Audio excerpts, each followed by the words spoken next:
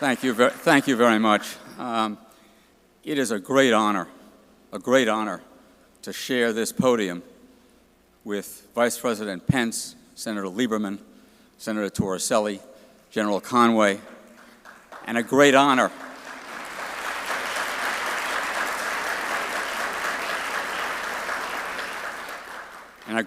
as well to appear before people like you who are as committed as you are to achieving freedom in Iran.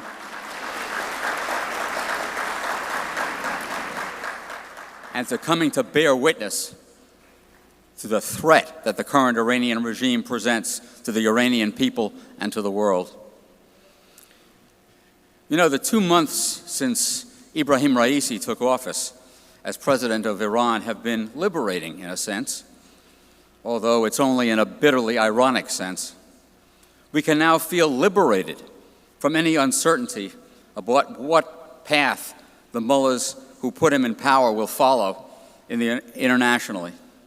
The selection of a person like Ra'isi, who participated directly in the massacre of thousands in 1988, to be president, should have been enough to show that the supreme leader, Khamenei, and the rest of the regime do not care how they are perceived by the outside world and are prepared to resort to any means, including mass murder, to achieve their goal of imposing their view on the region and on as much of the world as possible. We've witnessed since he took office, we've witnessed an escalation of threats, missile launches, attacks by unmanned aerial vehicles, and other instruments of destruction, and an approach to negotiations under the ill-fated JCPOA that can only be described as toying with the negotiations, toying with the concept of a nuclear-free Iran, and simply running the clock while work proceeds toward enriching uranium at ever higher levels and using ever more advanced centrifuges to speed the process. Meanwhile, Ra'isi has remained true to his record and has added to it by placing an increasing share of Iran's faltering economy in the hands of the IRGC. There have been demonstrations in Iran, not just over the political condition there, but also over water shortages, if you can believe it, and other shortages of other essential items. And the demonstrators have not blamed the people who imposed sanctions on Iran, they've blamed the regime. Meanwhile, the character of the regime has continued to play out in courtrooms around the world. The trial of Asadollah Assadi concluded this year in a Belgian court. Assadi was an Iranian diplomat convicted of using his diplomatic cover to fly a bomb from Iran to Europe that was to have been exploded at a Free Iran rally in Paris in June of 2018.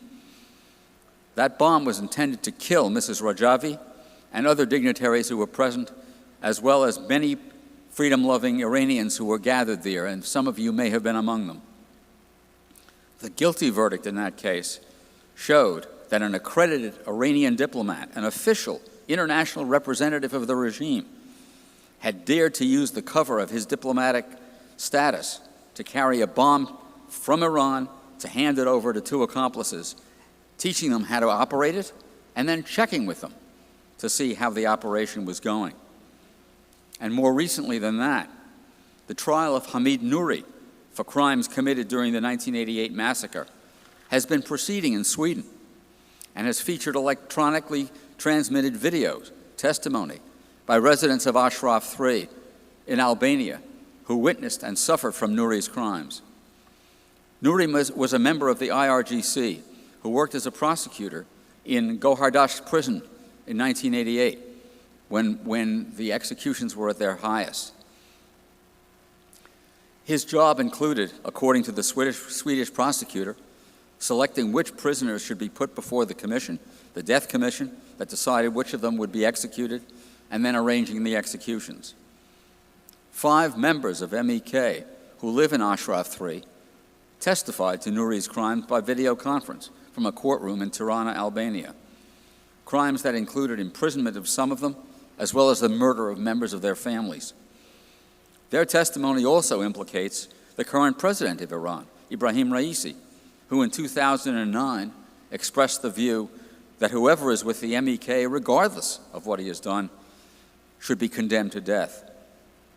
The court in Sweden decided that because the potential testimony of witnesses at Ashraf 3 could be of crucial importance to the outcome of the trial, and that was their view, the trial itself is going to be moved to Tirana for 2 weeks so that live testimony can be taken from witnesses from Ashraf 3.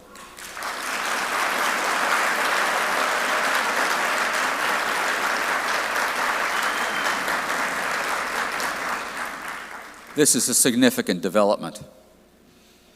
The world, and in particular our own government, should not be paralyzed by the variety and enormity of the acts the mullahs have committed. The response should be unrelenting pressure and an open willingness to deal with individual members of the regime, including Ra'isi himself, in whatever forum becomes available, just as the Swedes are dealing with Nuri by putting him on trial for his crimes.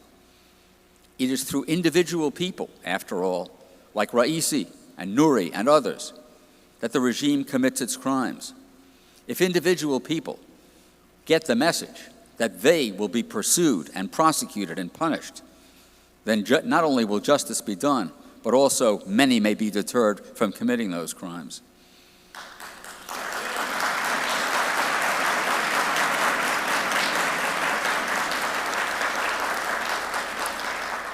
And we should not shrink from drawing explicit analogies between what these people are doing to a group within their own population and classic genocide.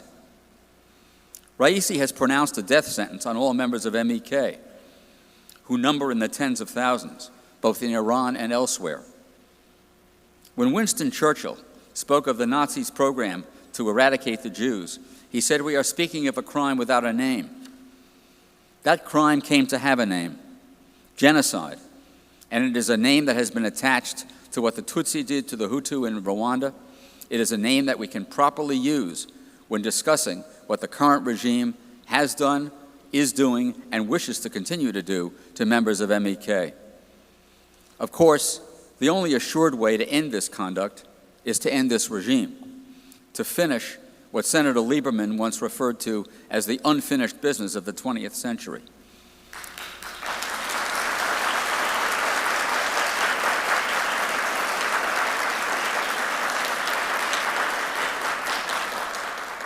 Continued pressure through sanctions, continued refusal to be fooled by the regime's dishonesty about its nuclear program, and pursuit of individual criminals can help.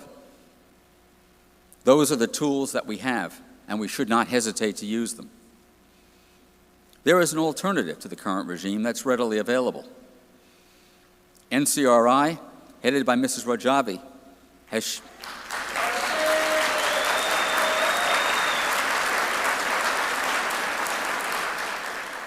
shown that it has both the program and the organizational capability to provide the leadership that will give Iran a democratic alternative to the current tyranny.